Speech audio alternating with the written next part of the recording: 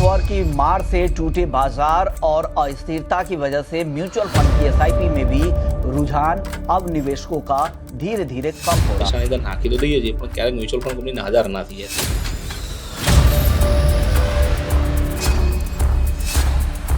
Mutual ફંડનું ભવિષ્ય શું હોય? મ્યુચ્યુઅલ ફંડમાં કેમ અત્યારે રોકાણનો પ્રવાહ વધી રહ્યો છે? મ્યુચ્યુઅલ ફંડનું આગળ ગણિત શું રહેશે? મ્યુચ્યુઅલ ફંડની અંદર કેમ રોકાણ કરવું જોઈએ?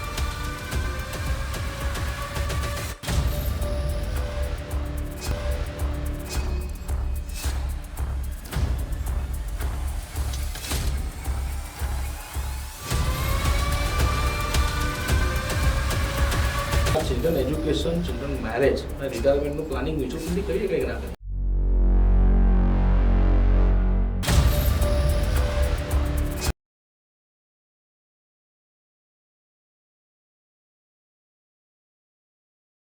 જય સ્વામિનારાયણ. રવિવારની સવારે રવિભાઈની યુટ્યુબ ચેનલ પર આપ સૌનું હાર્દિક સ્વાગત છે. આજે નવો એક પોડકાસ્ટ લઈને આપણી સમક્ષ ઉપસ્થિત થયો. તો પોડકાસ્ટની શરૂઆત કરતાં પહેલાં આપણો પરિવાર આર્થિક રીતે સુખી, સ્વસ્થ અને સંપન્ન બની રહે એ બદલ ભગવાન સ્વામિનારાયણ ચરણોમાં પ્રાર્થના. આજે પોડકાસ્ટની અંદર આપણા મહેમાન સાથે વાત કરીએ તો મહેમાન આપણને જે પ્રશ્નોના જવાબ આપવાના એવા 2-3 પ્રશ્ન તમને કહી દઉં કે મ્યુચ્યુઅલ ફંડનું ભવિષ્ય શું હોય છે, મ્યુચ્યુઅલ ફંડમાં કેમ અત્યારે રોકાણનો પ્રવાહ વધી રહ્યો છે, મ્યુચ્યુઅલ ફંડનું આગળ ગણિત શું રહેશે, મ્યુચ્યુઅલ ફંડની અંદર કેમ રોકાણ કરવું જોઈએ, એવા બેઝિકથી લઈને એડવાન્સ લેવલના પ્રશ્નો આપણે લઈશું. આપણી સાથે આપણા મહેમાન ઉપસ્થિત છે ચિરાગભાઈ મોદી, જે પ્રુડન્ટ કોર્પોરેટ એડવાઇઝરી લિમિટેડ સાથે છેલ્લા 20 વર્ષથી સંકળાયેલા છે, જે પોતે MBA ફાઇનાન્સ કરેલું છે એમને, અને મારી જેવા 8,000થી વધારે લોકો સાથે અને 33,000 કરોડ રૂપિયાનો AUM સાથે મેનેજ કરી રહ્યા છે. તો આપણે એમની સાથે વાતો કરીશું અને આપણા ક્વેશ્ચન આન્સર્સ એમની સાથે કરીશું. તો ચિરાગભાઈ, આપનું અમારી યુટ્યુબ ચેનલ પર હાર્દિક સ્વાગત છે. તો થોડા પ્રશ્નો હતા અમારા વ્યુઅર્સના, એ પ્રશ્નો આપણે લઈશું. તો મ્યુચ્યુઅલ ફંડની અંદર રોકાણ કરવાનો શ્રેષ્ઠ સમયગાળો કયો હોય છે? ઓકે, સૌ પહેલાં તમને અને તમારા વ્યુઅર્સને નમસ્કાર મારા. અને જે આપે કીધું કે એ બદલ મતલબ આ એક ઓપોર્ચ્યુનિટી મને આપી છે, એ બદલ આપનો ખૂબ ખૂબ આભાર. એટલે હવે તમે પ્રશ્ન પૂછી શકો. મ્યુચ્યુઅલ ફંડમાં રોકાણ કરવાનો શ્રેષ્ઠ સમયગાળો કયો હોય છે? દેખો, મ્યુચ્યુઅલ ફંડમાં અગેન એક ક્લેરિફિકેશન હું મારા એન્ડ પરથી બી આપી દઈશ, કારણ કે હું બી એક ઇન્વેસ્ટર છું અને છેલ્લા 20 વર્ષથી ઇન્વેસ્ટમેન્ટ્સ કરી રહ્યો છું. એટલે અહીંયા જે કંઈ બી આપણે વાત કરીશું એ મારો અંગત અભિપ્રાય હશે અને મારો પોતાનો એક્સપિરિયન્સ બી એની અંદર ક્યાંક તમને દેખવા મળશે. ઓકે, તમારો જે પ્રશ્ન છે એ પ્રમાણે મ્યુચ્યુઅલ ફંડમાં ક્યારે રોકાણ કરી શકાય, તો આમાં એક જ વસ્તુ છે કે જ્યારે બી તમે ઇન્કમની શરૂઆત થાય, તમારી આવકની શરૂઆત થાય છે, જેવી આવક તમારી આવે છે ત્યારથી ઇન્વેસ્ટમેન્ટ્સ કરતા રહેવું. ઘણીવાર ઘણા લોકો પ્રશ્ન પૂછતા હોય છે કે ભાઈ મ્યુચ્યુઅલ ફંડમાં મતલબ બજાર નીચે હોય ત્યારે ઇન્વેસ્ટ કરવું કે ઉપર હોય ત્યારે ઇન્વેસ્ટ કરવું.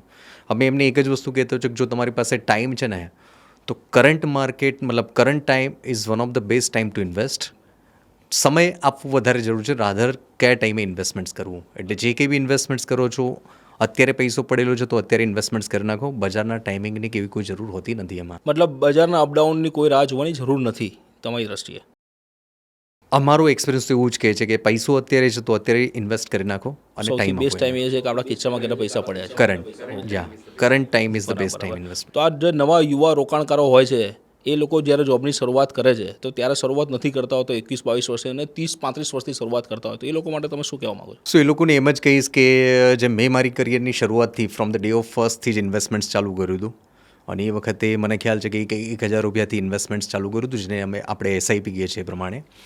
એ 2023 મતલબ 23 વર્ષની ઉંમર, એટલે હું કહી શકું 2004ની અંદર એ ઇન્વેસ્ટમેન્ટ શરૂઆત કરી હતી, 4-5ની અંદર.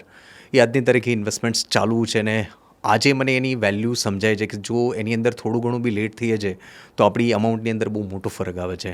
તો અમે તો કહીએ જ છે કે જ્યારે બી તમારી આવક ચાલુ થાય પહેલાં જ મહિનાના ઇન્કમની અંદરથી તમે કંઈક નાનું અમથું બી સેવિંગ્સ ચાલુ કરી દો. મતલબ આઈફોન લેતા પહેલાં થોડું સેવિંગ્સ કરવું જોઈએ, મતલબ એવું કેવું છે તમારું યુવા રોકાણ? શ્યોર. પ્રશ્ન બીજો તમને કરું કે મ્યુચ્યુઅલ ફંડમાં રોકાણ કરવાની શરૂઆતનો એક્ઝેક્ટ સમયગાળો શું છે? તમે થોડો જવાબ તો આપી દીધો પણ છતાં એને બ્રીફ કરવું હોય તો શું કહી શકાય? એક્ઝેક્ટ સમયગાળો તો મતલબ જે કેટલો સમય રાખવું કે કેટલા સમયનું તમારી પાસે ટાઈમ પિરિયડ હોય એ વધારે ઇમ્પોર્ટન્ટ છે. આજે જેમ કે પૈસો છે તમારી પાસે, તો મિનિમમ તમે એમ માનીને ચાલો કે અહીંયાથી 5 વર્ષ મારા પૈસાની જરૂર નથી, તો એવા જ સમય માટે તમે જો કોઈ બી ઇક્વિટી મ્યુચ્યુઅલ ફંડમાં ઇન્વેસ્ટમેન્ટ્સ કરો છો તો વધારે સારું છે. તમને એમ લાગે છે કે નહીં મારી પાસે વર્ષ 1.5 વર્ષ 2 વર્ષનો પૈસો છે, તેવા ઘણા બધા ડેટ સાઇડના મ્યુચ્યુઅલ ફંડ આવતા હોય છે કે જેની અંદર તમને એક ફિક્સ્ડ ઇન્કમ મળી શકતી હોય છે. તો આઈ થિંક 1-2 વર્ષનો સમય પીરિયડ છે તો ડેટ ફંડ સારા છે, અને 5-1 વર્ષનો ઉપરનો સમય પીરિયડ છે તો ઇક્વિટી ફંડ. અને તમને લાગે કે નહીં 2-3-4 મહિના માટે કે થોડા ડેઝ માટે ઇન્વેસ્ટમેન્ટ્સ કરવું છે તો લિક્વિડ ફંડ કરીને બી આની અંદર એક સારો ઓપ્શન મતલબ હોય છે. જરૂરી નથી કે લાંબો સમય રોકાણ કરવું હોય તો જ મ્યુચ્યુઅલ ફંડમાં કરો, એ માન્યતા ખોટી થઈ શકે. હા, એ એક જે કીધું ને એ પ્રમાણે કે સમયના બેસિસ ઉપર તમે ફંડ સિલેક્ટ કરી શકો છો. મતલબ આમાં એવી બધી જ ફેસિલિટી છે કે ભાઈ તમે 1 દિવસથી માંડીને 10 વર્ષ કે 20 વર્ષ માટેના ભાઈ સમયગાળામાં રોકાણ કરો તો કરી શકો, એવા બધા જ ફંડ ઉપલબ્ધ છે મ્યુચ્યુઅલ ફંડ ઇન્ડસ્ટ્રીની અંદર. હા, તો જેમ તમે કીધું ને એ પ્રમાણે 1 દિવસથી માંડીને 1 વીક માટેના લિક્વિડ ફંડ્સ, 1-2 વર્ષ માટેના ડેટ ફંડ્સ અને 5-1 વર્ષ ઉપરનો ઇક્વિટી ફંડ્સનો એક સમયગાળો હોય છે કે જ્યાં અમે અમારા ઇન્વેસ્ટર મિત્રોને એ સજેસ્ટ કરતા હોય છે અમે. પ્રશ્ન ત્રીજો છે કે ઘણી વખત લોકોને મ્યુચ્યુઅલ ફંડની અંદર અત્યારે 75 લાખ કરોડ રૂપિયાનું વોલ્યુમ થઈ ગયું છે, ટોટલ ઇન્ડસ્ટ્રીઝનું EUM એવું કહે છે એની અંદર. Okay. તો લોકોને ઘણી વખત એવું છે કે ભાઈ આ મહેનત કરેલા પૈસા આપણે પરસેવાના પૈસાની અંદર નાખી તો દઈએ છીએ, પણ ક્યારેક મ્યુચ્યુઅલ ફંડ કંપનીને આધાર ના થઈ જાય, તો એવો કોઈ કિસ્સો છે ખરો ભૂતકાળમાં? સો દેખો, અમે તો મતલબ છેલ્લા 20 વર્ષથી આ ઇન્ડસ્ટ્રી સાથે જ સંકળાયેલો છું. અને પહેલી વસ્તુ ખાસ તમારા દર્શક મિત્રોને એ કહીશ કે મ્યુચ્યુઅલ ફંડમાં તમે ઇન્વેસ્ટમેન્ટ્સ કરો છો ને તો એક વસ્તુ ખાસ ધ્યાનમાં રાખો કે આની અંદર નાદારી પોસિબલ નથી, કારણ કે એક ટ્રસ્ટ એક્ટની અંદર કામ કરે છે. Mutual fund is a trust act, work under the trust act. કોઈ કંપનીઝ એક્ટ નથી કે જેની અંદર કોઈ પૈસો લઈને જતો રહે. આનું જો તમે દેખશો કે કઈ રીતે મેનેજ થાય છે, જેમ તમે મને આજે પૈસા આપો છો તો આની અંદર મ્યુચ્યુઅલ ફંડમાં એએમસી કંપનીઓ છે જે આ પૈસો મેનેજ કરતી હોય છે. તમે જે પૈસો આપ્યો એની સામે એ લોકો સિક્યુરિટીઝ લેતા હોય છે, વેધર ઇટ ઇઝ શેર્સ કે બોન્ડ કે ડિબેન્ચર એવી કોઈ બી વસ્તુ હોઈ શકે છે. અને જ્યારે બી તમારે પૈસાની જરૂર છે તો એ વસ્તુ સેલ કરીને એ પૈસો તમને પાછો આપે છે. સો કોઈ એએમસી કે આમાં ઓનરશિપ એક માત્ર ને માત્ર એના યુનિટ હોલ્ડરની હોય છે. સો એવું કોઈ પ્રશ્ન એવું કોઈ વસ્તુ મેં છેલ્લા 20 વર્ષમાં નથી દેખેલી. અને હા, આના પહેલાં બી CRB, કદાચ તમને ધ્યાનમાં હશે, CRB મ્યુચ્યુઅલ ફંડ એક એક્ઝામ્પલ એવું છે કે જે અમે અમારા સમયની અંદર અમારા ઘણા ઇન્વેસ્ટર મિત્રોને આપતા હતા કે CRB FD બી હતું ને CRB મ્યુચ્યુઅલ ફંડ હાઉસ બી હતું. સો આઈ થિંક CRB FD આજ દિન સુધી લોકોને પૈસા નથી મળ્યા મારી જાણ પ્રમાણે. બટ CRB મ્યુચ્યુઅલ ફંડના પૈસા વિધિન 90 ડેઝ એ જે કંઈ બી એસેટ્સ હતી એ સેલ કરીને એ પૈસો ઇન્વેસ્ટરને પાછો આપી દીધો. સો આ એક સારું પાસું છે મ્યુચ્યુઅલ ફંડનું. બરાબર. મ્યુચ્યુઅલ ફંડ ઇન્ડસ્ટ્રીઝની અંદર કોઈ કંપની ઉઠી ના શકે, મતલબ તમારું એવું કેવું છે? યસ. કારણ કે બધા જાયન્ટ નામ છે એની અંદર. ઇવન એક વસ્તુ એડ કરવા માંગીશ આની અંદર કે ઘણા એવા મ્યુચ્યુઅલ ફંડ હતા કે જે લોકોએ એક્ઝિટ કરવી હોય ઇન્ડિયાની અંદરથી, તે લોકો જ્યાં સુધી મ્યુચ્યુઅલ ફંડ બીજાને આપી ના શકે, મતલબ બીજી કોઈ કંપનીને, ત્યાં સુધી લોકો એક્ઝિટ બી નથી થઈ શકતા. They have to manage. જેમ એસ્કોર્ટનું ક્વોન્ટ નામ થયું, મતલબ આમાં મર્જર થઈ શકે, Yeah. એક્વિઝિશન થઈ શકે, નામ ચેન્જ થઈ શકે, પણ કંપની બંધ ના થઈ શકે. અને એ ત્યારે જ નીકળી શકે કે જ્યારે એ અસેટ બીજા કોઈને આપી શકતા હોય કે આપતા હોય. ક્યારેક એવું બની શકે કે થોડું ડિલે કરી શકે પૈસા આપવામાં? ડિલે તો મતલબ જે તમને કીધું 90 ડેઝનું ક્લોઝ હોય છે આની અંદર, 90 દિવસની અંદર ઇન્વેસ્ટરના પૈસા પાછા આપવાના હોય છે જો તમે મેનેજ નથી કરી શકતા તો. બરાબર. મતલબ કોઈ પણ કંપની ઉઠી ના શકે. Yes. એવું છે. બરાબર. મતલબ નિશ્ચિત થઈને રોકાણ કરવું જોઈએ, અને જેટલા પૈસા તમે રોકાણ કરી શકો એની કરતાં મને તો એવું લાગે છે કે 5-10% વધારે રોકાણ કરો, કારણ કે પૈસા આપણા છે, જેટલા વધારે આપણે રોકીશું એટલા જ વધારે આપણને પાછા મળવાના છે. એવું તમારું? એ છે. અને જે તમને કીધું ને કે આ ટ્રસ્ટ એક્ટની અંદર છે એટલે એવું કોઈ પ્રશ્ન જ નથી રહેતો. ચોથો પ્રશ્ન કે મ્યુચ્યુઅલ ફંડનું આગળનું ભવિષ્ય શું દેખાય છે તમને? જેમ અત્યારે 75 લાખ કરોડ રૂપિયાની ઇન્ડસ્ટ્રી થઈ ગઈ છે, અને મને જ્યાંથી સુધી યાદ છે ત્યાંથી 1987થી આની શરૂઆત થઈ છે ઇન્ડિયાની અંદર ધીમે ધીમે, તો લગભગ ઓલમોસ્ટ 40 વર્ષની આજુબાજુનો સમયગાળો થઈ ગયો. તો આગળનું ભવિષ્ય શું રહેશે? કે આવા જ CAGR રહેશે, અથવા તો આવી રીતે જ કંપનીઓની અંદર આવશે અને આવી રીતે જ ઇન્વેસ્ટમેન્ટ કરશે? ઓકે, બહુ સારો પ્રશ્ન છે. હું તમને 20 વર્ષ પહેલાં લઈ જાઉં અને પછીથી આગળના 20 વર્ષમાં શું થઈ શકે છે એ બી વાત કરી લઈએ આપણે એમાં. સો જ્યારે મેં આ ઇન્ડસ્ટ્રીમાં એન્ટર થયેલો 2004ની અંદર, it was 1 lakh crore industry. 1 lakh કરોડનું ટોટલ EUM હતું મ્યુચ્યુઅલ ફંડનું, જે આજે રવિભાઈએ કીધું એ પ્રમાણે 75 લાખ કરોડ સુધી પહોંચી ગયું છે, ઓલમોસ્ટ 74-75 લાખની આજુબાજુમાં. સો એ જો વાર્ષિક દરે આપણે જો દેખવા છીએ ને તો લગભગ અમારી ગણતરી પ્રમાણે 27-28% CAGR રિટર્ન્સ, મતલબ 27%થી આ ઇન્ડસ્ટ્રી વધી રહી છે. અને આજની તારીખે જો તમે કહેવા જાઓ છો 75 લાખ કરોડમાં બી ભારતની અંદર અત્યારે માત્ર ને માત્ર 5 કરોડ ઇન્વેસ્ટર જ એન્ટર થયા છે મ્યુચ્યુઅલ ફંડમાં, અને એ બી એમની પોતાની કિટીનો કદાચ 10-20%થી વધારે પોર્શન ઇન્વેસ્ટમેન્ટ નથી કરેલો. સો ભવિષ્યની જો તમે વાત કરવા જાઓ તો નેક્સ્ટ 20 યર્સ જો આ રેટ પરથી ગ્રો થાય તો હું માનું છું એ પ્રમાણે 5 કરોડ ઇન્વેસ્ટર છે એ કદાચ 25 કરોડ ઇન્વેસ્ટર મ્યુચ્યુઅલ ફંડ ઇન્ડસ્ટ્રીમાં અમે દેખી શકીએ છીએ. કારણ કે આ પ્રોડક્ટ જ આની અંદર એટલું સારું સોલ્યુશન આપે છે. ક્લાયન્ટ્સના જેટલા બી ફાઇનાન્શિયલ પ્રોબ્લેમ્સ છે એ બધાનું સોલ્યુશન આની અંદર મળી રહે છે. જેમ કે મોટાભાગના લોકોને શું જોઈતું હોય છે કે રિટર્ન્સ જોતું હોય, લિક્વિડિટી જોઈતી હોય અને ટેક્સ ઇફિશિયન્ટ રિટર્ન્સ, મતલબ ટેક્સમાં બી થોડીક રાહત મળી શકે એવા ઇન્વેસ્ટમેન્ટ સોર્સિસ શોધતા હોય છે. મ્યુચ્યુઅલ ફંડની અંદર આ બધી જ વસ્તુ છે કે તમને રિટર્ન્સ બી સારું મળતું હોય છે. જેમ ઇક્વિટી મ્યુચ્યુઅલ ફંડની આપણે વાત કરીએ તો જે રિટર્ન્સ મળે છે એમાં ખાલી 12.5% કેપિટલ ગેઇન, જે long term capital gain tax છે એટલો જ તમારે પે કરવો પડતો હોય છે. અને લિક્વિડિટી એટલી ભયંકર, મતલબ એટલી સારી રીતે અવેલેબલ છે કે આજે બી જો તમે ક્લિક ઓફ બટન પર પૈસા જ્યારે વિડ્રો કરવા જાઓ છો, ત્રીજા દિવસે તમારા અકાઉન્ટની અંદર પૈસા આવી જાય છે. સો આ બધી વસ્તુના લીધે અમે તો માનીએ છીએ કે આ ઇન્ડસ્ટ્રી આવનારા વર્ષોમાં બી આ જ પર્સન્ટેજથી ગ્રોથ કરતી રહેશે. મતલબ જે 2047નું જે 100 વર્ષ પછીનું ભારત, મતલબ કહેવામાં આવે છે કે આઝાદીના 100 વર્ષ પૂરા થશે ત્યારે વિકસિત ભારત આપણે પહોંચી જઈશું, તો એ ત્યાં સુધી પહોંચી જશે એવું પૂરો કોન્ફિડન્સ છે. 100% વિકસિત ભારત બી થશે. ને તમને ખાલી એક ફિગર આપી દઉં તો એટલું કહી શકે કે ભાઈ મ્યુચ્યુઅલ ફંડ ઇન્ડિયાની અંદર જેટલા બી મ્યુચ્યુઅલ ફંડ ઇન્ડસ્ટ્રી છે ને એના કરતાં અમેરિકામાં એક માત્ર ફંડ એટલું મોટું છે. મતલબ યુ કેન સે દેટ કે 10 ટાઈમ્સ મોટું એક માત્ર ફંડ છે બ્લેક રોક કરીને. સો અત્યારે તો આપણે કંઈ જ નથી, એમ જ માનીને ચાલી લો તમે. બરાબર. આ બ્લેક રોકની તમે વાત કરી તો અત્યારે ઘણા બધા વ્યુઅર્સના એ પ્રશ્ન હોય છે અને ઘણા બધા લોકો મને પૂછતા હોય કે જીઓ બ્લેક રોક જે નવું આવ્યું છે એના વિશે તમારું શું કહેવું છે? હા, સો અગેન જીઓ બ્લેક રોક, તમે કદાચ બ્લેક રોકનું નામ સાંભળેલું બી હશે પહેલાં. ડીએસપી બ્લેક રોક સાથે હતા એ લોકો અને પછીથી સમૂહ એ લોકો અલગ થઈ ગયા અને એ લોકો દેખતા હતા જ કે ભાઈ મ્યુચ્યુઅલ ફંડની જે શરૂઆત ભારતની અંદર થઈ છે ને આગળની સમયની અંદર જે ગ્રોથ છે એ બહુ ભયંકર, બહુ મોટું જ સાબિત થઈ શકે એવું છે. અને એટલા માટે જ એ લોકો બી એક પાર્ટનર શોધતા હતા અને જીઓ આ બાજુ ફાઇનાન્સની અંદર એન્ટર થયા તો એ લોકો બી શોધતા હતા. બંનેનું એક વેન્ચર થઈ ગયું ને આઈ થિંક તમને ખ્યાલ હશે કે 10 દિવસ પહેલાં એ લોકોએ ફંડ બી લોન્ચ કર્યા જેમાં 17-18 હજાર કરોડનું AUM બી એ લોકોએ ઊભું કરી નાખ્યું. મતલબ બહુ ટૂંકા સમયગાળાની અંદર બહુ મોટું ફંડ એ કલેક્ટ કરી રહ્યા છે. મતલબ આનાથી બી ઇન્ડસ્ટ્રીનો વિસ્તાર થવાનો છે અને લોકોને અલગ અલગ ઓપ્શન્સ પણ મળશે. અત્યારે ટોટલ 50થી વધારે AMCs કામ કરી રહી છે આની અંદર, ઇન્ડસ્ટ્રીઝની અંદર. આવતા ભવિષ્યમાં શું લાગે છે કે કેટલી AMC થશે એમ? સો આનો હું રેફરન્સ છે ને ઘણા અમારા મિત્રોને આપતો હોઉં છું કે ભાઈ ઇન્ડિયાની અંદર ખાલી 50 AMC છે. જો તમે યુએસએમાં જાઓ છો તો યુએસએમાં 6000+ AMC છે. ઓહો, બરાબર. અને એ પણ ખાલી 45 કરોડની પબ્લિક. યસ, એ ખાલી 30 કરોડની પબ્લિકની અંદર જો એ લોકો 6000 AMCs આર વર્કિંગ. અહીંયા આપણે 140 કરોડની પબ્લિકની અંદર ખાલી ને ખાલી 45 થી 50 AMC અત્યારે અવેલેબલ છે. બરાબર. મતલબ હ્યુજ ગ્રોથ હજી AMCને નવી કંપનીને આવવામાં પણ નવી સ્કીમોને આવવા માટે અને લોકો માટે લોટ ઓફ ઓપ્શન્સ પણ નવા જોવા મળશે એની અંદર. આગળનો પ્રશ્ન લઈએ કે ઘણા લોકો ફિક્સ ડિપોઝિટની અંદર બહુ મોટું માર્કેટ છે ભારતની અંદર અને લગભગ મારા ખ્યાલથી અત્યારે જે મ્યુચ્યુઅલ ફંડનું જે વોલ્યુમ છે 75 લાખ કરોડ, ઓલમોસ્ટ લગભગ 250 એટલે 250 લાખ કરોડ રૂપિયાનું વોલ્યુમ ફિક્સ ડિપોઝિટનું છે અત્યારે. તો આ જે ઇન્વેસ્ટર છે એના માટે તમે શું કહેવા માગો છો કે એ લોકોને ઇન્વેસ્ટમેન્ટ આમાં કરવું જોઈએ કે ના કરવું જોઈએ એમ? સો દેખો, અગેન હું તમને કહીશ કે આ એક અંગત અભિપ્રાય તમને આપું છું. જે તમે વાત કરી એ પ્રમાણે કે ભાઈ મ્યુચ્યુઅલ ફંડ 75 લાખ કરોડ ને ફિક્સ ડિપોઝિટ 250 લાખ કરોડ છે. 10 વર્ષ ખાલી પહેલાં થોડુંક પાછળ જાઓ તો તમને ખ્યાલ આવશે 2015માં, અને કદાચ હું એ રેફરન્સમાં બી લઈ શકીશ કે હમણાં જ ઉદય કોટકે જે એક ટ્વીટ કરેલું હતું એનો જ ડેટા તમને શેર કરું છું કે 2015માં ફિક્સ ડિપોઝિટની સામે મ્યુચ્યુઅલ ફંડ ઇન્ડસ્ટ્રી વોઝ 13%, અને આજે 2025માં 31% પર પહોંચી ગઈ છે. 13%થી 31% ઇન લાસ્ટ 10 યર્સ. અને અમે એક્સપેક્ટ કરી રહ્યા છે કે જો આ જ વસ્તુ આવનારા સમયની અંદર ચાલશે તો કદાચ 2035 સુધીમાં બંને ઇક્વલ થઈ જશે કે જેટલું ફિક્સ ડિપોઝિટ છે એટલું જ મ્યુચ્યુઅલ ફંડ ઇન્ડસ્ટ્રી થઈ જશે અને એના પછી એનાથી ઘણી આગળ વધી જશે. બરાબર.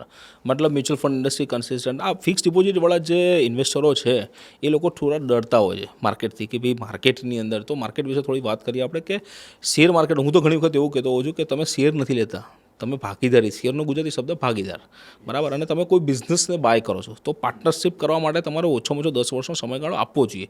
એના માટે તમારું શું કહેવું છે? સો ચોક્કસ વાત તમારી સાચી છે એ પ્રમાણે. ને અમે આઈ થિંક અમે તો શીખેલા બી છે અને અમારા વડીલોએ બી અમને એ જ કીધું છે કે જો જીવનમાં પૈસો બનાવવો હોય ને તો કાં ધંધો કરો કાં ધંધામાં ઇન્વેસ્ટ કરો. એટલે હું તો એ ફિલોસોફીથી મારા ફાધરે મને કીધેલું એટલે છેલ્લા 20 વર્ષથી એ જ વસ્તુ એડોપ્ટ કરીને ચાલું છું. એટલે ધંધો તો નથી કરી શક્યા, બટ હા, ધંધામાં investment from the day of ફર્સ્ટથી કરતા આવ્યા છે અને આજે એનું વળતર બી અમને દેખાઈ રહ્યું છે એમાં. બરાબર. આ જે ફિક્સ ડિપોઝિટના જે રોકાણકારો છે એ લોકોને બેલેન્સ ફંડ અને હાઇબ્રિડ ફંડ કેવું રહે એના માટે, એમ થોડું ભલે ઓછું રિસ્ક લેવા ઓકે, માંગતા હોય. એટલે ઘણા ઇન્વેસ્ટર મિત્રો હોય છે કે જે લોકો ફિક્સ ડિપોઝિટની બહાર નથી નીકળતા, બટ એ લોકોના માટે અત્યારે ખરેખર તમારે જાગવાની જરૂર છે. કારણ કે ફિક્સ ડિપોઝિટનું રિટર્ન્સ ડે બાય ડે ઇન્ડિયામાં તમે દેખશો તો ઓછું થતું જાય છે. જેમ એક સમયે 12-13-14% બી ફિક્સ ડિપોઝિટ હોતા હતા, અત્યારે 7% પર આવીને ઊભી રહેલા છે. ઇવન સેવિંગ્સ એકાઉન્ટમાં 2.5% પર થઈ ગયેલા છે. અને એની સામે જો તમે તમારો ઘર ખર્ચ દેખશો, જેને આપણે ઇન્ફ્લેશન સાથે ઘણીવાર મેચ કરતા હોય છે, તો એ ઘર ખર્ચ 10-12% પરનો છે. અને જ્યારે તમારી આવક 7%, મતલબ જે ફિક્સ ડિપોઝિટ મૂકે છે એની આવક 7% છે, એ બી પ્રી ટેક્સ, પોસ્ટ ટેક્સ તો કદાચ 5%ની આજુબાજુ રહેશે. એ 7%ની સામે 10-12-14%નો ખર્ચ, એટલે એ ગેરંટીથી તમે તમારા પૈસા ઓછા કરી રહ્યા છો. ઓછા કરી, આ down કરી એક વસ્તુ જાણવાની જરૂર છે દર્શક મિત્રોએ. અને રહી વાત તમે જે કીધું ઓપ્શન એની સામે ફિક્સ ડિપોઝિટમાં, તો નવા જેટલા બી અમારા ઇન્વેસ્ટર મિત્રો હોય છે એ લોકોને અમે કહેતા હોય છે કે ભાઈ તમે એક નાની શરૂઆતથી શરૂઆત કરો. તમને લાગે છે કે મારે 100% બજારમાં રિસ્ક નથી લેવું, તો એવા ઘણા બધા ફંડ્સ છે જે આપણે કીધું એ પ્રમાણે હાઇબ્રિડ ફંડ્સ હોય છે, સેવિંગ્સ ઇક્વિટી સેવિંગ્સ ફંડ હોય છે કે જેમાં 10%-15% ઇક્વિટી અને બાકીનું તમારું ફિક્સ્ડ ઇન્કમ હોય છે. હાઇબ્રિડ જે તમે વાત કરી એ પ્રમાણે 40-50થી 70% સુધીનું ઇક્વિટી અને રિમેનિંગ 30%થી લઈને 70% સુધીનું ડેટ. તો આવા બી તમે ઓપ્શનથી શરૂઆત કરી શકો છો. જેમ જેમ તમને કમ્ફર્ટેબલ તમે ઓપ્શન સાથે થાઓ છો, પછીથી તમે આગળ ઇક્વિટીમાં જાઓ. બરાબર. આ જે ઇક્વિટીનો પોર્શન છે આ 10%-15%ની અંદર પણ કદાચ મને એવું લાગે છે કે 8%-8%ની બદલે તમારું રિટર્ન 9% થઈ શકે. આરામથી 1-2% રિટર્ન્સ વધારે તમે લઈ શકો છો કમ્પેર ટુ યોર એફડી. મને એવું પણ લાગે છે કે ટેક્સેશનની દ્રષ્ટિએ એક બી કદાચ મ્યુચ્યુઅલ ફંડમાં રોકાણ કરે તો વધારે ફાયદો થાય. શું કહેવાનું? આપની વાત સાચી છે. બધા ક્લાયન્ટને, મતલબ ઇન્વેસ્ટરને ખબર જ હશે કે ભાઈ આજે જો તમે એફડી કરી રહ્યા છો તો ત્યાં જે ટેક્સ પે કરવાનો છે એ તમારા ટેક્સ બ્રેકેટ પ્રમાણે કરવાનો છે. જ્યારે મ્યુચ્યુઅલ ફંડની અંદર ઇક્વિટી અને ઘણા બધા હાઇબ્રિડ ફંડ્સ કે જેની અંદર 65% ઉપરનું ઇક્વિટી પોર્શન હોય, તો ત્યાં તમે 2 વર્ષ, મતલબ 1 વર્ષ પછી તમારું long term capital gain tax આવે છે, જે 12.5%ના ઇન્ટરેસ્ટ પ્રમાણે, મતલબ 12.5% ભરવો પડતો હોય છે. અને એમાં બી ગવર્મેન્ટે 1.25 લાખ રૂપિયા સુધી તો તમને એક્ઝમ્પશન આપેલું છે, તો એનો બી ઉપયોગ તમે કરી શકો છો. 100%. મતલબ ટેક્સ પણ બચી શકે, રિટર્ન પણ થોડું વધારે મળી શકે, ઇન્ફ્લુએશનને પણ બીટી કહી શકે. આવા ઘણા બધા ફાયદા હાઇબ્રિડ ફંડ અને બેલેન્સ એડવાન્ટેજ ફંડમાં રહેલા છે. અને બધી જ કંપની પાસે એમના ઓપ્શન છે જેમાં પણ કમ્ફર્ટેબલ છે એમાં ઇન્વેસ્ટમેન્ટ કરવું જોઈએ. બીજું તમે એક વાત કરી કે ભાઈ બિઝનેસની અંદર તમે કીધું બિઝનેસમાં અમે પાર્ટનરશિપ કરવાનું મને મારા ફાધરે શીખવાડ્યું. તો હું પણ ઘણી વખત મારા પ્રેક્ષકોને અથવા તો પછી મારા જે કોમન જે ડાયલોગ છે એની અંદર ઉપયોગ કરતો કે 9 વાગે હું ઘરેથી કામ કરવા માટે નીકળું છું અને 6 વાગ્યા સુધી હું કામ કરું છું અત્યારે હાલની અંદર, અને હું પૈસા કમાઉં છું એની અંદર. તો મને એવું કહેવામાં આવ્યું છે કે 9 થી 6 તમે કામ કરશો તો તમારું પેટ ભરાશે અથવા તમારો પરિવાર ચાલશે. પણ તમારા જે પૈસા, જે કમાયેલા પૈસા છે એને જો તમે બીજી કઈ જગ્યાએ 9 થી 6 કામ કરવા માટે મોકલશો તો હોઈ શકે કે તમે સારું જીવન પણ જીવી શકો. સાચી વાત ખોટી વાત છે? ના, તમારી વાત બિલકુલ સાચી છે. જેમ કહેવાય છે ને કે 9 થી 5 આપણે પેટ ભરવા માટે કામ કરતો હોય છે, બટ 5 થી 9 આપણો પૈસો કામ કરતો હોય છે. અને અમે એમાં વધારે બિલીવ કરીએ છીએ, કારણ કે તમે જે કામ કરો છો એ તમારી એક્ટિવ ઇન્કમમાં આવે છે, બટ તમે જે પૈસો ઊભો કર્યો છે એક્ટિવ ઇન્કમ પરથી, એને જો કામે લગાડી દો છો ને, ઇટ્સ કોલ્ડ પેસિવ ઇન્કમ. અને આઈ કેન સે દેટ કે અમે ઘણા ઇન્વેસ્ટર મિત્રો એવા દેખેલા છે, ઇવન અમે એક ઇન્વેસ્ટર તરીકે બી અમે ફીલ કરીએ છીએ કે આજની તારીખે અમારી એક્ટિવ ઇન્કમ કરતાં પેસિવ ઇન્કમ 3-4-5 ગણી મોટી છે. સો પણ એના માટે સમય આપવો જરૂરી છે. એટલે હું બધા જ તમારા પ્રેક્ષકોને બી એ જ વસ્તુ કહીશ, જ્યારથી તમારી ઇન્કમ ચાલુ થાય, ઇવન ભલે અત્યારે લેટ બી થઈ ગયો તમે, પણ તમારી પાસે સમય છે આવનારા 5, 10, 15, 20 વર્ષનો, તો આજની તારીખથી જ શરૂઆત કરી દેજો પેસિવ ઇન્કમ ઊભી કરવાની. જાગ્યા ત્યારથી સવાર, મતલબ એવું પ્રેક્ષકોને કહેવું છે કે ભાઈ આજે તમે જેટલું પણ ઇન્વેસ્ટમેન્ટ કરી શકતા હોય એટલો કરી શકો. આગળનો પ્રશ્ન લઈએ કે રિયલ એસ્ટેટનું બહુ મોટું માર્કેટ છે ભારતની અંદર, અને ભારત અત્યારે બૂમિંગ થઈ રહ્યું છે ધીમે ધીમે, અને એની વિરુદ્ધ લોકો મ્યુચ્યુઅલ ફંડની અંદર બી ઇન્વેસ્ટમેન્ટ કરતા હોય છે. એટલે આપણે ખાલી ના ડિફરન્સ સમજવાનું, એવું નથી કે રિયલ એસ્ટેટ ખરાબ છે કે મ્યુચ્યુઅલ ફંડ સારું છે. તમારો શું વ્યૂ છે રિયલ એસ્ટેટ વેઝ મ્યુચ્યુઅલ ફંડની અંદર? કયા એવા ટોપિક છે અને કયા એવા પોઈન્ટ છે કે જેના આધારે લોકોએ મ્યુચ્યુઅલ ફંડની અંદર થોડો પોર્શન વધારવો જોઈએ? Okay, so real estate I think મારી જેટલી સમજ છે એ પ્રમાણે હું તમને કહી શકીશ. આમાં મેં આજ દિન સુધી ખાલી ઘર સિવાય બીજું કોઈ રિયલ એસ્ટેટ બાય કરેલું નથી. બરાબર. કારણ કે એક નોર્મલ અમે રિટર્ન્સ ફેક્ટર્સ દેખતા હોય છે કે રિયલ એસ્ટેટનું રિટર્ન્સ પેન ઇન્ડિયા જો એક ફિગર છે એના પ્રમાણે જ તમને કહું છું કે ભાઈ મ્યુચ્યુઅલ ફંડનું રિટર્ન્સ ઓર સેન્સેક્સનું return last 40 years is 15%, 14.7 something કંઈક છે, એટલે લગભગ 15%. એની સામે રિયલ એસ્ટેટનું return on an average is 9%. Even gold તમે 9.5% આજુબાજુ દેખી રહ્યા છો. રિયલ એસ્ટેટમાં તકલીફ 2-3 જે મેં ફેસ કરેલી છે એ પ્રમાણે, જેમ કે રિયલ એસ્ટેટમાં છે ને તમારે મોટી અમાઉન્ટ ઇન્વેસ્ટમેન્ટ્સ કરવી પડતી હોય છે, ઇન લેક્સ. જ્યારે આજે હવે તો કરોડમાં. હવે તો કરોડમાં થઈ ગઈ. બટ જ્યારે હવે અત્યારની નવી જે પેઢી છે કે આ જે દર મહિને ઇન્કમ કમાઈ રહ્યું છે એની પાસે ઓપ્શન નથી, તો એની પાસે શ્રેષ્ઠ ઓપ્શન મ્યુચ્યુઅલ ફંડની એસઆઈપી છે. કે ભાઈ આજે તમે 1000ની પર મંથની એક નાની અમાઉન્ટથી બી મ્યુચ્યુઅલ ફંડની અંદર એક પાર્ટિસિપેટ કરી શકો છો એક ઇન્વેસ્ટર તરીકે, જે રિયલ એસ્ટેટમાં એ લોકો માટે પોસિબલ નથી હોતું. બીજું, રિયલ એસ્ટેટની અંદર લિક્વિડિટી બહુ મોટો કન્સર્ન છે. અને ઇવન આજની તારીખે સૌથી વધારે કેસીસ જો ચાલતા હોય ને કોર્ટમાં, that is on the real estate. અને મારી કોઈ એવી એક્સપર્ટાઇઝ નથી કે જેનાથી હું રિયલ એસ્ટેટમાં ઇન્વેસ્ટ કરી શકું. સો આ બધા ફેક્ટરને લીધે મેં ક્યારેય કર્યું નથી. બટ એટલું કહી શકીશ કે જો મને રિટર્ન્સની દ્રષ્ટિએ મ્યુચ્યુઅલ ફંડ મારી માટે સારું છે. ઇન ટર્મ્સ ઓફ લિક્વિડિટી જે તમને કીધું એ પ્રમાણે ક્લિક ઓફ બટન પર પૈસા હું મારા અકાઉન્ટમાં લઈ જઈ શકું છું. પ્લસ ઓવરઓલ ટેક્સ ને બધી જ રીતે જો મને કમ્ફર્ટેબલ રહેતું હોય તો મેં કોઈ ઓપ્શન એ દેખેલું નથી, એટલે હું વધારે કહી નહીં શકીશ એમાં. મતલબ ફ્લેક્સિબિલિટી છે એની અંદર, પૂરેપૂરી લિક્વિડિટી છે, પૂરેપૂરી ટેક્સના ફાયદા છે એની અંદર, અને ઘણા બીજા અને ફાયદા પણ મેઇન છે તો એની અંદર. નાની અમાઉન્ટથી શરૂઆત મ્યુચ્યુઅલ ફંડ થઈ શકે છે, પેલામાં લેક્સ ઓર કરોડમાં જોઈએ છે. તમારો આટલો 20 વર્ષનો અનુભવ છે અને લગભગ 33,000 કરોડ રૂપિયાનો યુએમ તમારા જે મારી જેવા 8,000 લોકો છે ડિસ્ટ્રીબ્યુટર એ સંભાળી રહે છે, તો એમાં મોટામાં મોટા જે ક્લાયન્ટ હશે એનું કેટલું પોર્ટફોલિયો હશે એપ્રોક્સ? સો હા, એક ક્લાયન્ટ છે આપણે અમદાવાદના જ છે કે જેમનો પોર્ટફોલિયો અત્યારે લગભગ 95 કરોડની આજુબાજુ, 90 થી 95 કરોડ વચ્ચે હશે. ઓકે, એટલે 95 કરોડ રૂપિયા બી લોકો મ્યુચ્યુઅલ ફંડમાં ઇન્વેસ્ટમેન્ટ કરે છે. Yes sir. અને તમને એ ક્લાયન્ટની થોડીક ડિટેલ્સમાં તમારા દર્શક મિત્રોને બી જણાવી લઉં. એ ક્લાયન્ટને અમે મળ્યા હતા લગભગ 2012ની સાલમાં. 2012ની સાલમાં મને ખ્યાલ છે ત્યાં સુધી રફલી કદાચ 10 લાખનું લમસમ ઇન્વેસ્ટમેન્ટ એક સાથે અને 50,000ની એસઆઈપી એ ટાઈમ પર એમને કરેલી હતી, કારણ કે ઇન્ડસ્ટ્રીયલિસ્ટ હતા.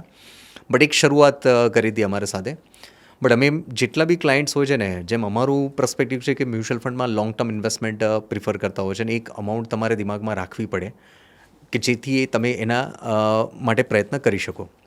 તો મને ખ્યાલ છે કે એ ક્લાયન્ટના મેં શરૂઆતમાં એ ટાઈમ પર ઇન્વેસ્ટમેન્ટ્સ કર્યું ત્યારે કીધું કે સાહેબ તમારો પોર્ટફોલિયો હું 10 કરોડ દેખું છું next 10 years in this industry with me. સાહેબ એ પછી 2012થી એ પોર્ટફોલિયો મે બી કદાચ 2018ની અંદર એની આજુબાજુ પહોંચી ગયો હતો. 2020ના કોવિડના સમય દરમિયાન એ અગેન 8 કરોડ કે 7 કરોડની આજુબાજુ બી હતો. એટલે બજાર જ એ રીતનું હતું.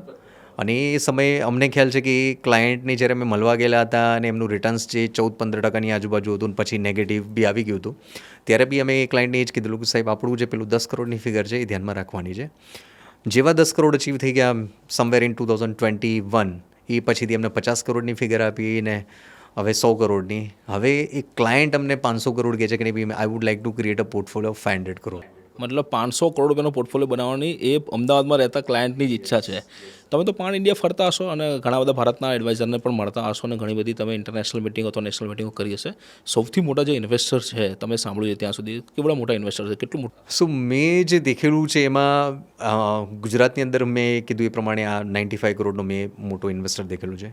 બીજો એક ઇન્વેસ્ટર બરોડાની અંદર છે જે 140 કરોડનું એક સિનિયર સિટીઝન છે, એને ઇન્વેસ્ટમેન્ટ્સ કરેલું છે અમારી સાથેલું. સૌથી મોટું ઇન્વેસ્ટર મતલબ બીજા કોઈની તો મને એટલું બધું ધ્યાનમાં નથી, બટ હા એક એસઆઈપીની અંદર બી જો સૌથી મોટો ઇન્વેસ્ટર કહી શકું તમને તો એક ભાઈ છે અમારા વાપીમાં અને એક પાલનપુરમાં, જેમને 1 કરોડની પર મંથની એસઆઈપી ચાલે છે. પર મંથ 1 કરોડ રૂપિયાની એસઆઈપી, શું વાત છે! મતલબ કેટલો કોન્ફિડન્સ છે માણસને કે ભાઈ ભારત કેટલું બૂમિંગ રહેશે એના માટે. મેં એક નેશનલ મિટિંગ એટેન્ડ કરી હતી મુંબઈની અંદર, ત્યારે એક અમારા બહુ મોટા એડવાઇઝર છે ભારતના, એ આવ્યા હતા અને એમના એક ક્લાયન્ટ હતા, એ એક્સપાયર થઈ ગયા હતા. ત્યારે એ વાત કરતા હતા કે એ એક્સપાયર થઈ ગયા ત્યારે એમના વાઇફના નોમિનીસના નામ પર 500 કરોડ રૂપિયા મ્યુચ્યુઅલ ફંડમાંથી ટ્રાન્સફર થયા હતા. બેલ્લારુની અંદર એની સ્ટીલની બહુ મોટી કંપની હતી ભાઈની, અને એ 500 કરોડ રૂપિયાની અંદર ટ્રાન્સફર થયા. ત્યારે મેં સાંભળ્યું 500 કરોડ રૂપિયા બી એક માણસ ઇન્વેસ્ટમેન્ટ કરી શકે એમ. મતલબ આમાં પોટેન્શિયલ છે. જે રિયલ એસ્ટેટના જે મોટા મોટા માથાતા હોય છે, મોટા ભાગે મારું કામકાજ રિયલ એસ્ટેટના લોકો સાથે થતું હોય છે, બરાબર. હું એ લોકોને બી કન્વિન્સ કરવા જતો હોઉં છું કે ભાઈ તમે આટલું મોટું ઇન્વેસ્ટમેન્ટ આની અંદર કરી શકો છો, પણ હજી એ લોકો ક્યાંય કન્સીવ નથી થઈ શકતા. એના માટે 1-2 શબ્દ શું કહી શકો? સો આમાં જે કીધું ને તમને કે એક ફિગર જો તમે દિમાગમાં લઈને ચાલો છો ને તો જ આ વસ્તુ પોસિબલ થાય છે. जब मैं हमारा केसમાં બી એક સમય દેખતા હતા કે જ્યારે 1000 રૂપિયાનું ઇન્વેસ્ટમેન્ટ્સ કરતા ત્યારે બી એવી ઈચ્છા તો હતી જ કે 1 કરોડનો પોર્ટફોલિયો મ્યુચ્યુઅલ ફંડમાં થાય. 1 કરોડનો થઈ ગયો પછી 5 કરોડનો થાય, 5 કરોડનો થઈ ગયો પછી નાવ ધ ટાર્ગેટ ઇઝ કે ભાઈ 10 ડિજિટ પોર્ટફોલિયો હોવું જોઈએ, એટલે કે એટલીસ્ટ 100 કરોડનો પોર્ટફોલિયો. અને આઈ થિંક જે રીતે ચાલી રહ્યું છે એ પ્રમાણે કદાચ આવનારા 10-15 વર્ષમાં ત્યાં હોઈ બી શકે છે, પહોંચી બી શકે છે, કદાચ એનાથી પહેલાં બી પહોંચી શકે છે. મતલબ ઇન્ડિવિજ્યુઅલ એક ઇન્વેસ્ટર બી 100 કરોડ રૂપિયાના પોર્ટફોલિયો હોઈ શકે ખરા એમ. બરાબર. તમે વિચારો બધું થઈ શકે. બધું જ પહેલું દિમાગથી માઇન્ડ સેટ તમારું ક્લિયર હોવું જોઈએ કે મારે એ લેવલ પર પહોંચવું છે. બરાબર. આગળના પ્રશ્ન તરફ જઈએ આપણે કે ભાઈ અત્યારે ગોલ્ડ જબરજસ્ત ચાલ્યું છેલ્લા 4-5 વર્ષની અંદર, અને 1,05,000 સુધી ગોલ્ડ પહોંચવા આવ્યું અત્યારે. તો ઘણી વખત લોકો ગોલ્ડની કમ્પેરિઝન મ્યુચ્યુઅલ ફંડ સાથે બી કરતા હોય છે. તો એક તો આપણી પાસે ગોલ્ડનું ETF તો છે જ, પણ મ્યુચ્યુઅલ ફંડ અને ગોલ્ડની અંદર કેવો ફરક હોઈ શકે? સો દેખો, ગોલ્ડ તમે દેખશો ને તો એક કોમોડિટી છે, પ્રિશિયસ મેટલ્સ તમે કહી શકો છો એને. જ્યારે ગોલ્ડ ચાલતું હોય છે ને ત્યારે 2-3-4 વર્ષમાં એક સાથે ચાલતું હોય છે, અને પછી જ્યારે એનો સ્લેક પીરિયડ આવે છે ને ત્યારે 5-10 વર્ષ એક લેવલ પર બી ઊભું રહેલું અમે તો દેખેલું છે વસ્તુમાં. 2012માં મને યાદ છે ત્યાં સુધી લગભગ 30,000 ગોલ્ડ હતું, અને એ 60,000 થતાં એને લગભગ 10 વર્ષ લાગી ગયા. મતલબ 10 વર્ષે ડબલ થયું એમ. એટલે અચાનક વસ્તુ વધતી હોય છે અને પછી ટાઈમ કરેક્શન જે કહી શકીએ એ બી આની અંદર આવી શકતું હોય છે. નોર્મલી થંબ રૂલ જે અમે અમારી ઇન્ડસ્ટ્રીમાં અને અમારા પર્સનલ પોર્ટફોલિયોમાં એપ્લાય કરીએ છીએ એ જ હું તમને કહીશ આમાં. In terms of gold I think પોર્ટફોલિયોના 10% હોવું જરૂરી છે, જેનાથી કદાચ કાલે ઉઠીને બજારમાં કંઈ બી અપ એન્ડ ડાઉન છે તો તમારું સંકટના સમયે ગોલ્ડ કામમાં આવતું હોય છે. એ પ્રમાણે 10% અમે ક્લાયન્ટને કહેતા હોય છે કે ભાઈ તમે એટલું 10% કોઈ બી કોમોડિટી તમારા પોર્ટફોલિયોમાં રાખી શકો છો. બીજી એક કોમન એક વસ્તુ છે કે ગોલ્ડ માટે જે વડીલો બી કહી ગયેલા છે કે ભાઈ 1 તોલો સોનાનો ભાવ એટલો જ હોવો જોઈએ કે જેટલો તમારો 5 ફેમિલી મેમ્બરના ઘર ખર્ચ છે. એટલે તમે કહી શકો કે આજની તારીખે ઘર ખર્ચ 5 ફેમિલી મેમ્બર હોય તો 60-70-80 હજાર આજુબાજુ હોય.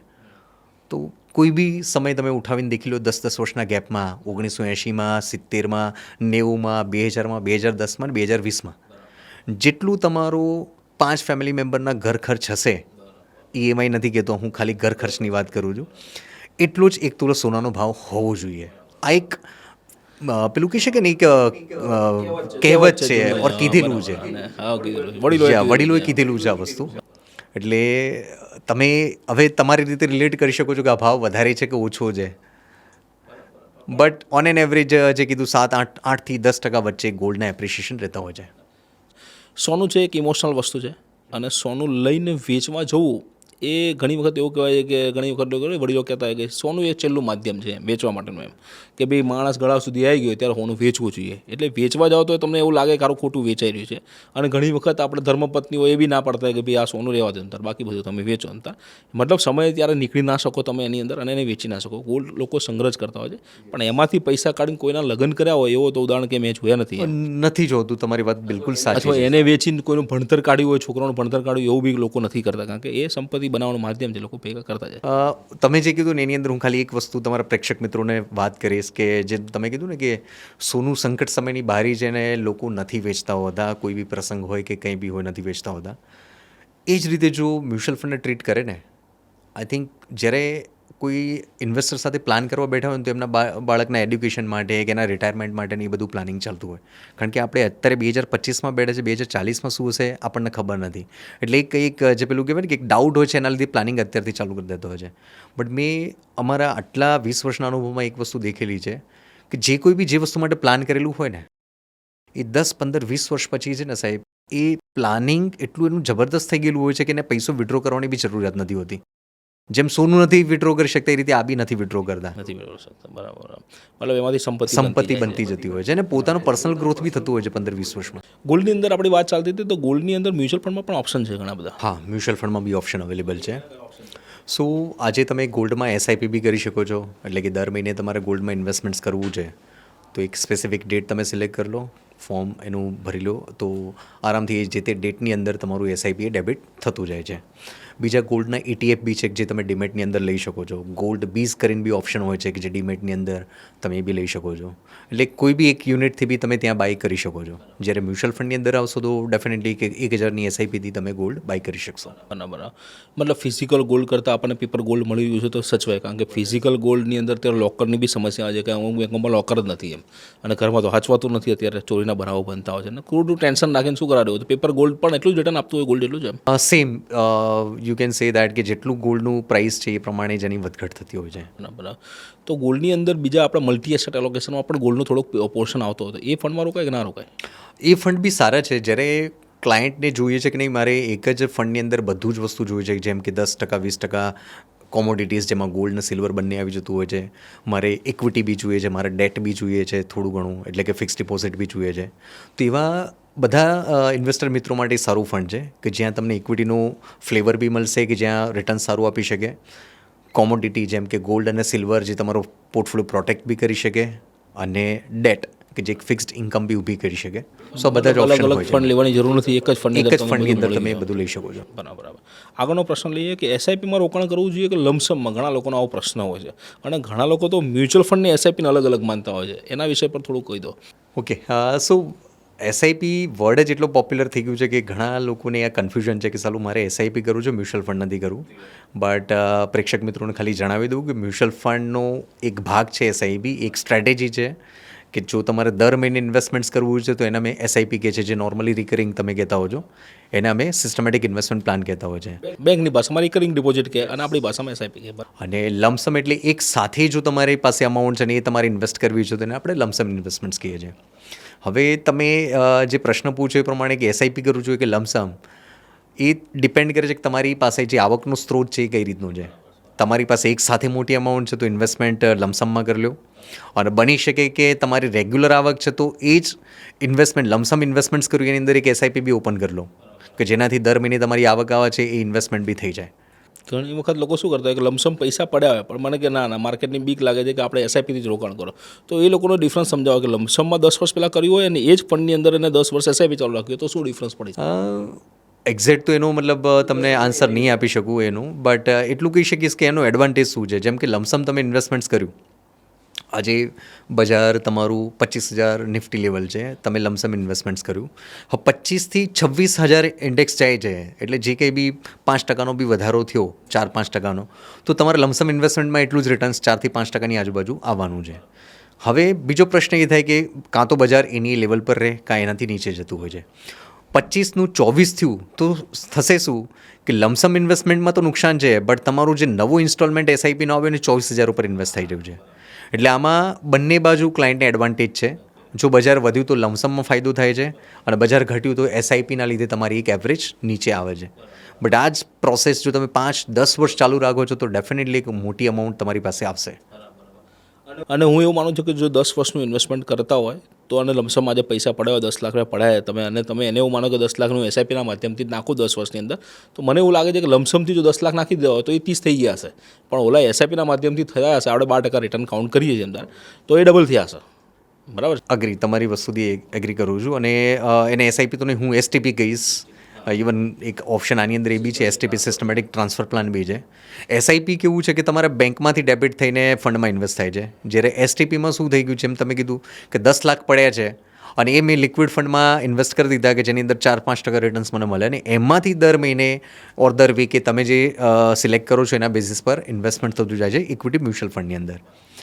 અમારા અનુભવની અંદર અમે એ દેખેલું છે કે આજે કોઈ બી ક્લાયન્ટ વર્ષ ઉપરની એસટીપી કરે છે, એસટીપી, તો બની શકે કે જ્યારે શરૂઆત કરે છે ને ત્યારે એને ફાયદો થાય છે 2-3 મહિના 4 મહિનામાં, બટ એનું મોટાભાગના કેસમાં કદાચ તમને કહી શકીશ કે એનું જ્યારે લાસ્ટ ઇન્સ્ટોલમેન્ટ એસટીપીનું આવે છે ને વર્ષની એન્ડમાં, ત્યારે જે વસ્તુની શરૂઆત કરી હતી એના કરતાં ઘણું ઉપર પડે છે.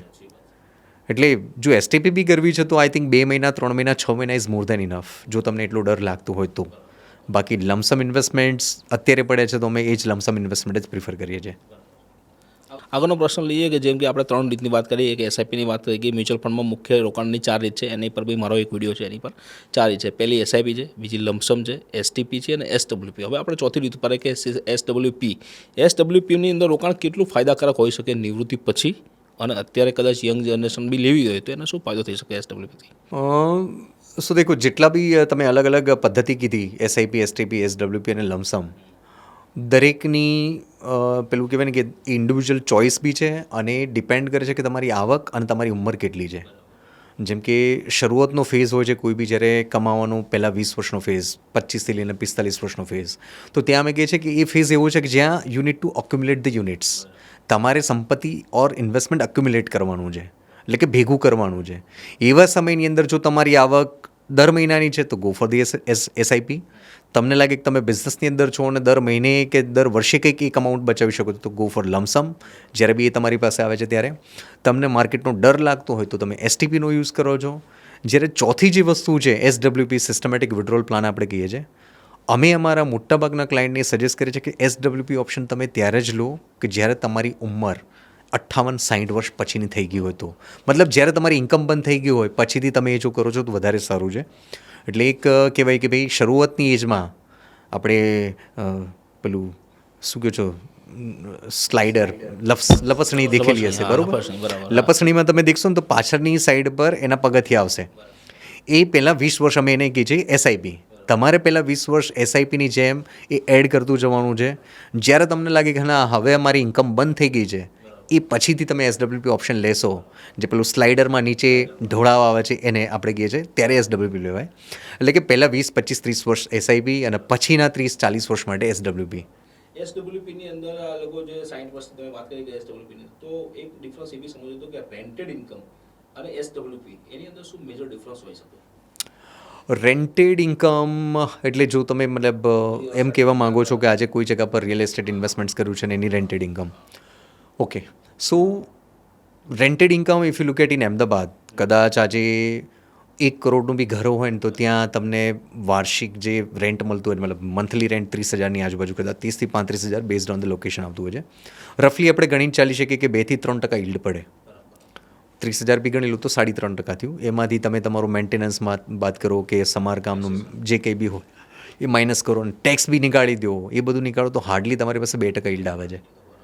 હવે 2%ની સામે જે તમે SWP કીધું, તો SWPમાં એક ઓપ્શન એવું છે કે તમારી ઉંમર 50, 55, 60 વર્ષની છે અને તમને લાગે છે કે તમારે દર મહિને અમાઉન્ટની બી જરૂર છે, તો ત્યાં અમે અમારા ઇન્વેસ્ટર મિત્રોને કહેતા હોય છે કે ભાઈ 7 થી 8% વિડ્રોલ થાય એ પ્રમાણે તમે ઓપ્શન સિલેક્ટ કરી લો. તો આજે 1 કરોડ રૂપિયા તમે ઇન્વેસ્ટમેન્ટ્સ કરેલા છે એ જ SWP ઓપ્શનની અંદર, તો વાર્ષિક 7 થી 8 લાખ રૂપિયા તમને મળે એ રીતે અમે પ્લાનિંગ કરીને આપતા હોય છે. ફાયદો એનો એ બી થતું હોય છે કે જે વસ્તુની અંદર આપણે ઇન્વેસ્ટ કરે છે, લેટ્સ સે કે ઇક્વિટી મ્યુચ્યુઅલ ફંડ છે, તો ત્યાં આપણે 15% રિટર્નની ગણતરી રાખતા હોય છે. 15માંથી 7 મેં તમને આપી દીધા, તો બાકીના 8 એની અંદર બી મતલબ તમારી અમાઉન્ટમાં બી વધારો થાય છે અને તમારો જે પર્પઝ છે એ સોલ્વ બી થઈ જાય છે કે દર મહિનાની તમારી ઇન્કમ બી એની અંદરથી થતી હોય છે. અને 9 વર્ષે પૈસા બી ડબલ થઈ જાય. હા, ઓન એન એવરેજ 10 વર્ષની આજુબાજુ. બટ એટલી ગણતરી રાખવાની કે તમારે 55-60 વર્ષ પછી જ આ ઓપ્શન એક સારો રહેતો હોય છે. જ્યારે તમારી પાસે ઇન્કમનો સ્ત્રોત ના હોય ત્યારે આ વસ્તુ વધારે સજેસ્ટ કરતા હોય છે. અને રેન્ટેડ ઇન્કમની અંદર એવું પણ હોય કે ભાઈ ટાઈમે ન પણ આવે, 10 તારીખ કીધું હોય તો કદાચ 15 તારીખ આપે, 20 તારીખ આપે, એના લગ્ન પણ આવી જાય, કદાચ કોઈક એક્સપાયર થઈ જાય, ક્યાંક બહાર જતો રહે, ક્યાંક એને મંદી આવી હતી, જે આ બધું બનતું હોય છે અંદર. પણ SWPની અંદર એવું કોઈ જ માથાકૂટ નથી. 1 તારીખે તમારા અકાઉન્ટની અંદર આવી જાય. પેલામાં તો ઘણીવાર એવું બી થતું હોય કે તમારો ભાડુઆત છે એ ગયો તો you need to search for another one. બીજો કોરોના જેવી પરિસ્થિતિની અંદર તમારે 2 મહિના પછી છોડી બી દેવું પડે, જ્યારે આમાં છોડવાનું ના આવે 1 તારીખે 1 તારીખ. એટલે એવું કહેવાય છે કે SWPનો ઇન્સ્ટોલમેન્ટ અને પેન્શનનો ઇન્સ્ટોલમેન્ટ 1 તારીખે આવી જ જાય. મેં જે ડેટ સિલેક્ટ કરી છે એ ડેટ પર આવી જ જશે પૈસો તમારો. મેં એક ફંડ થોડું સર્ચ કર્યું હતું અને એક એક્સ ફંડનું આપણે નામ નથી આપતા, પણ એક્સ ફંડ એવું છે કે જેની અંદરથી 6% વિડ્રો લીધેલ, મહિને 50,000 રૂપિયાનું વિડ્રો લીધેલું હોય આપણે, અને 1 કરોડ રૂપિયાનું ઇન્વેસ્ટમેન્ટ હોય.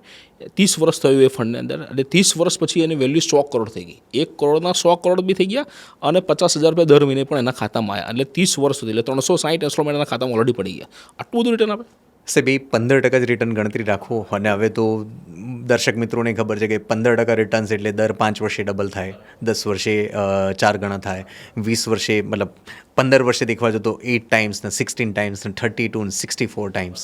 એટલે અલ્ટિમેટલી આ પાવર ઓફ કમ્પાઉન્ડિંગ જ છે. જેટલો સમય તમે વધારે આપશો, ચક્રવૃદ્ધિ વ્યાજની કમાલ આ જ છે, જેટલો સમય વધારે એટલો પૈસો એ મોટો થતો જતો હોય છે. મતલબ આવું રિટર્ન મળી શકે ખરું?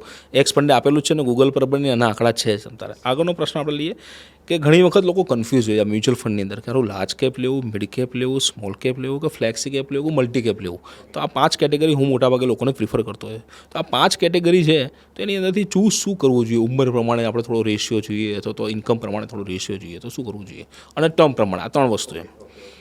એટલે નોર્મલી અમે કહેતો છે કે 2, 3, 5 અમે કરતા હોય છે કે ભાઈ 20% સ્મોલ કેપ, જો એક એવરેજ એજ છે 30, મતલબ તમે કહી શકો કે 25થી લઈને 35 સુધીનો કોઈ બી ઉંમરમાં છે ઓર 40 સુધી, તો 2, 3, 5 અમે કહેતા હોય છે કે ભાઈ 20% તમારો સ્મોલ કેપ, 30% મિડ કેપ અને 50% લાર્જ કેપ પોર્ટફોલિયો હોવો જોઈએ. તમે આજે ઇન્ડસ્ટ્રીમાં પહેલી જ વાર આવી રહ્યા છો, શરૂઆત જ છે અને તમને હજી બી કમ્ફર્ટેબલ તમે નથી, તો 100% લાર્જ કેપથી ચાલુ કરો, જે મોટી કંપનીઓનું ફંડ આવતું હોય છે ત્યાં તમે કમ્ફર્ટેબલ થાઓ, પછી મિડ કેપનું અલોકેશન થોડુંક લઈ લો અને વધારે રિટર્ન્સ જોઈએ તો પછી સ્મોલ કેપ. બટ 2, 3, 5 એક આઈડિયલ અલોકેશન છે. એ જ પ્રમાણે બી તમને જો કહેવા જવું તો આઈ થિંક કદાચ જો 50-60 વર્ષ પછીથી તમે આવો છો તો જેટલું લાર્જ કેપ પ્રપોર્શન તમારી અંદર વધારે એટલી સ્ટેબિલિટી પોર્ટફોલિયોની વધારે, અને જેટલી એજ નાની એટલું સ્મોલ મિડ કેપનું અલોકેશન વધારે રાખશો તો એટલું વધારે રિટર્ન્સ મળશે. એટલે બહુ વધારે રિટર્ન લેવા જાય તો બહુ વધારે રિસ્ક બી ઊભું થઈ જાય. બરાબર. હું પણ મોટાભાગે એવું કરતો હોઉં છું કે મારા જે ઇન્વેસ્ટરો છે એના માટે એવું કરતો હોઉં છું કે મલ્ટી કેપને ફ્લેક્સી કેપના કોમ્બિનેશન્સ આપતા હોય છે, ફંડ થોડા ઓછા રહે. હા, ઇવન એ એક સારો ઓપ્શન છે કે multi cap or flexi cap fund તમે કોઈ બી લેશો તે બધી જ વસ્તુ small, mid, large cap fund મેનેજરના પોતાના હિસાબ પ્રમાણે એની અંદર રહેશે જ. એટલે એક જ ફંડમાં બધું સોલ્યુશન જોતું હોય તો multi cap and flexi cap are the good option. આગળનો પ્રશ્ન લઈએ કે ઘણી વખત લોકો ડાયરેક્ટ મ્યુચ્યુઅલ ફંડમાં ઇન્વેસ્ટમેન્ટ કરતા હોય છે અને રેગ્યુલર ફંડની અંદર છે. આ બે ઓપ્શન્સ ઇન્ડસ્ટ્રીમાં અવેલેબલ છે. તો એ 3-4 એવા ફરક મને બતાવો કે કેમ ડાયરેક્ટ ફંડ અને રેગ્યુલર ફંડની અંદર એવા શું ફરક છે કે લોકો ડાયરેક્ટ ફંડની અંદર બી કરે છે ને? જો કે ઇન્ડસ્ટ્રી એવું કહે છે કે ડાયરેક્ટ ફંડની અંદર 20 કે 30% લોકો જ ઇન્વેસ્ટમેન્ટ કરે છે, 70 to 80% એડવાઇઝરની જરૂર પડે છે. તો એડવાઇઝરનો શું રોલ હોય આ બધું મ્યુચ્યુઅલ ફંડની અંદર એમાં? શું દેખો, એડવાઇઝરનો રોલ આમાં બહુ જ ઇમ્પોર્ટન્ટ છે. આઈ થિંક જો તમે છેલ્લા 20 વર્ષમાં દેખશો, I think mutual fund industry છેલ્લા 20 વર્ષથી જ આટલી વધારે ડેવલપ થઈ છે. જ્યારે કંઈ બી તમે ઇન્વેસ્ટમેન્ટ્સ કરો છો ને, જે અમે અમારા મોટાભાગના ક્લાયન્ટની અંદર દેખતા હોય છે, ઇન્વેસ્ટમેન્ટ્સ કરવાથી રિટર્ન્સ નથી બનતા. જે ઘણા લોકો કહે છે કે ભાઈ એસઆઈપી કરવાથી રિટર્ન્સ બનતા હોય છે કે મ્યુચ્યુઅલ ફંડ કરવાથી, બટ સાહેબ આંકડા એવું કહે છે કે ભાઈ આજની તારીખે જે એસઆઈપીની આપણે થોડી ઘણી વાત કરી લઈએ તો એમાં કે 100 લોકો જે એસઆઈપી કરતા હોય છે ને, 3 વર્ષ પછી આઈ થિંક 70-80% લોકો બંધ કરી દેતા હોય છે. અને 5 વર્ષ પછી ખાલી એએમસીનો ફિગર છે, મતલબ એમફીએ જે ફિગર બહાર પાડે છે એની અંદર કે 5 વર્ષ પછી ખાલી 11-15% લોકોની જ એસઆઈપી કન્ટિન્યુ રહેતી હોય છે. હવે આનું રીઝન એક જ છે કે બજારના ચઢાવ ઉતાર, ઇવન ઇન્વેસ્ટરની સાયકોલોજી.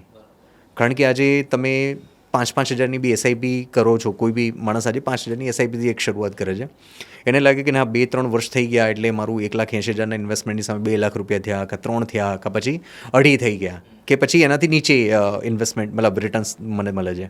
તો એવા સમયની અંદર ઘણા અમે દેખેલા છે કે લોકો પોતાની કોઈ પર્સનલ જરૂરિયાત હોય તો એને સેટિસ્ફાઈ કરવા માટે બી પોર્ટફોલિયો વિડ્રો કરતા હોય છે. ઘણા એવા લોકો છે કે જેને કદાચ 2.5 લાખ થઈ ગયા, આટલું રિટર્ન્સ દેખ્યું નથી, મતલબ CAGRમાં આપણે ગણવા જઈએ તો બી વિડ્રો કરી લેતા હોય છે. ઘણા ક્લાયન્ટ એવા બી છે કે જેને કોવિડ સમય દરમિયાન નેગેટિવ દેખીને બી વિડ્રો કરી દીધેલું હોય છે. સો ઇન્વેસ્ટમેન્ટ્સ કરવાથી રિટર્ન્સ બનતા હોય તો સાહેબ બધાના બની ગયેલા હતા. આમાં એડવાઇઝરનો રોલ એ જ આવે છે કે જે તમારું ગોલ માટે પ્લાન કરેલું છે, જે મેં તમને પહેલાં બી કીધું કે ભાઈ અમારા એક ક્લાયન્ટના મેં કીધા હતા કે 10 કરોડ કરવા છે ને આજે 100 કરોડ પર પહોંચ્યા છે, તો એના પાછળ સાયકોલોજી બહુ જ કામ કરે છે. જ્યારે બી એ ઇન્વેસ્ટર હલે ને ત્યારે અમે એને કોલ એની સાથે કરતા હોય છે કે ભાઈ અત્યારે બજારની અંદર નીકળવાનું નહીં બટ એડ કરવાનો સમય છે. તો આ જ્યારે તમારી સાથે કોઈ નથી હોતું, તમારે ખભા ઉપર હાથ રાખીને કહેવાવાળું કે હેન્ડ હોલ્ડિંગ કરવાવાળું ના હોય ને, ત્યારે તમે તમારી રીતે ડિસિઝન લેતા હો છો. જ્યારે આ કોઈ હોય ને તો ત્યારે તમે ન્યુટ્રલ થઈને વિચારતા હો છો. સો કહી શકીશ કે આઈ થિંક માઉન્ટ એવરેસ્ટનું એક્ઝામ્પલ તમને લઈ શકું. માઉન્ટ એવરેસ્ટ સર કરવાવાળા જેટલા બી લોકો છે ને એ એના શેરપા સાથે જ હોય છે, ઇન્ડિવિજ્યુઅલ નથી થતા. હું ઘણી વખત એક ઉદાહરણ આપતો હોઉં કે અહીંથી અમદાવાદથી અંબાજી ચાલતા જવું હોય ને તો સંઘ જોઈએ. 100% સંઘ બી જોઈએ. ઇવન સચિન તેંડુલકરનું આપણે એક્ઝામ્પલ આપતા હોય છે ઘણીવાર કે ગલી ક્રિકેટ તમારે રમવું છે તો એમાં કોઈ પ્રેક્ટિસની જરૂર નથી, but if you want to be international player તો ત્યાં તમારે સચિનને જો જરૂર પડી છે તો આપણે તો જરૂર પડે જ.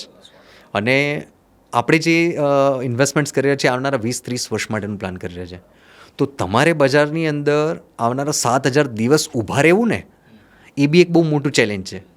અને એ ચેલેન્જ તમારું ઓછું કરવાનું કામ કે પછી તમને એની અંદર સપોર્ટ કરવાનું કામ તમારો એડવાઇઝર કરે છે. સો હું તો એટલું કહી શકીશ કે જો એડવાઇસ વગર તમે કરવું એ અઘરી વસ્તુ છે આની અંદર. એટલા માટે જ 20-30% લોકો જે ડાયરેક્ટમાં જાય છે ને અગેન તમે એનું બી દેખશો તો મોટાભાગે એસઆઈપી સ્ટોપ કરવાવાળા લોકો ત્યાંથી જ મળતા હોય છે આપણને. મતલબ મહાભારત ટાઈમની અંદર બી અર્જુન બી બાણ તો ચલાવતો હતો પણ એને બી કૃષ્ણની તો જરૂર પડી હતી અથવા દ્રોણાચાર્યની જરૂર પડી હતી. મતલબ રાખવો જોઈએ.